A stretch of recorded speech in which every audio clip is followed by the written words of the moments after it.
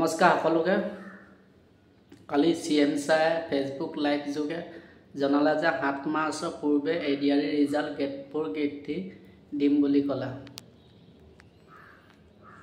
7 মাৰ্চৰ তাৰিখৰ আগতে এডিআৰ ৰিজাল্ট দিম বুলি ঘোষণা কৰিলে ফেচবুক লাইভ যোগে কেতিয়া দিব 1 তাৰিখেও দিব পাৰে 2 তাৰিখেও দিব পাৰে 6 তাৰিখেও দিব পাৰে 7 তাৰিখেও দিব পাৰে